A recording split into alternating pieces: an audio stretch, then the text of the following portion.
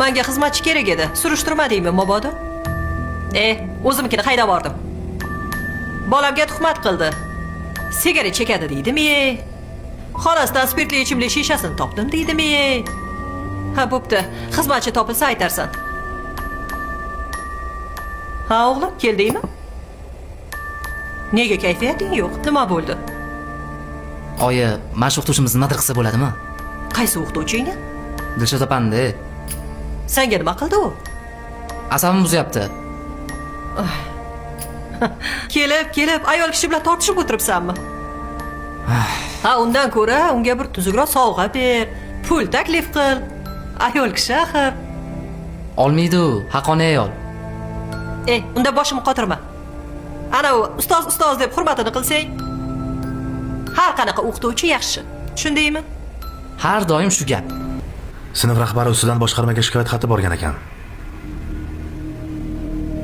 Eng hayron qolarlisi bu xat sizlar nominglardan borgan.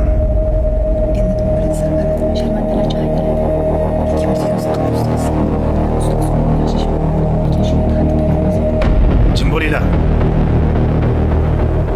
Men shunga oydinlik kiritmoqchiman. Shikoyat xatidagi tuhmat gaplarni qayerdan oldinglar? Shikoyatdagi gaplarning hammasi rost. Farruh, Bu xatni butun sinf birgalashib yozdik. Dilshod opa rostdan bizga ta'ziq o'tkazadi. To'g'rimi bolalar? Ha, to'g'ri. Tushunmadim. Bu nima deganing? Qachon men senga ta'ziq o'tkazdim? Maktabdan haydatib yuboraman degan kim?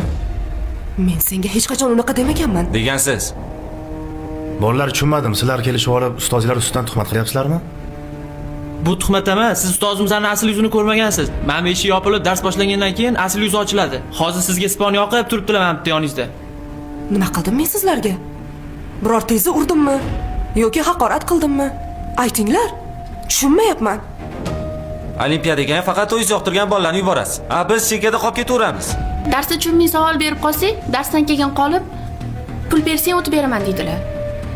Basira, qizim, Menga ham aytganlar. Menga singlimni o'quv markaziga o'qishga kirsang, baholaringni oshirib beraman. Chorakni ham a'lo bahoga yopaman degandilar. tushunmadim. Qachon sizlarga shunaqa dedim? Darsdan keyin qolib bo'lsa ham hamma savollaringga javob beraman-ku. Qo'shimcha dars o'tib beraman-ku. Zo'r bo'ldi. bolalar. Boblar deylar lekin boru. Bilasan, o'rtoq. Endi pulini bersang, Lyuboy ishga tayyormiz. Yo'q.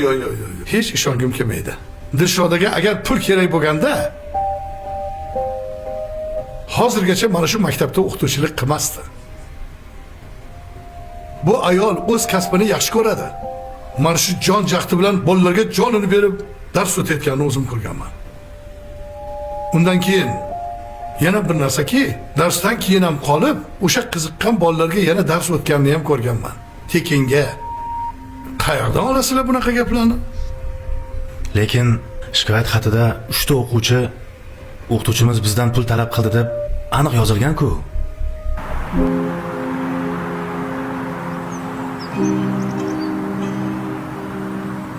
Men keldim. Yaxshimisan? Yaxshi. Bu senga.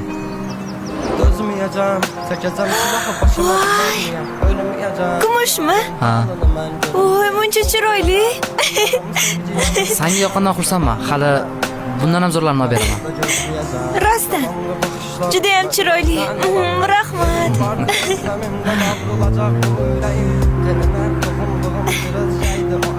Chiroyli ekan. Mana dadasi. Rahmat. Men yo'g'imda hech narsa bo'lmadimi? Yo'q. Hammasi tinch. O'g'limizning o'qishlari yaxshimi? Yaxshi. Kundaligini tekshiryapsanmi? Ha. Doim 5 baho oladi. O'g'limiz juda ham aqlli bola. Uydaligimda o'g'lingni hech dars qilganini ko'rmayman-ku. Qanaqa qilib 5 oladi? Kechasi xonasida dars qilsa kerak. Endi kecha-yu kunduz poylamaymiz-ku. Men hammaga yaqinda bo'ladigan yangi konsertga tekinga bilet bermoqchiman. Gap yo'q. Qoyil. Rahmat. Faqat bitta sharti bor. kichkinagina shart. Qanaqa shart ekan? Bitta arzimagan shikoyat xatini varoga qo'l qo'yib berasizlar bo'ldi. Ha? Qanaqa ekan? Hozir hammaga tushuntirib beraman. Ko'nisharmikin? Ko'nishadi. Ko'nishmay qayerga ham bo'ladi.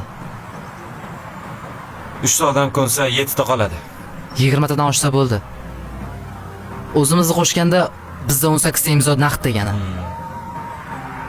Hatto o'zi tayyormish qilib. Ertaga tayyor bo'ladi. Farruh, sen hammaga imzo qo'ydirib chiqasan. Bo'ldi, gap yo'q. Anu 7 tasiga so'zimiz o'tmaydi. Lekin sotqin emas. Ular aralashmaydi. Seni sotishmaydi. Sendan qo'rqishadi. Shunisi muhim. Sigaret ber. Chakmalaring-ne. Qisi.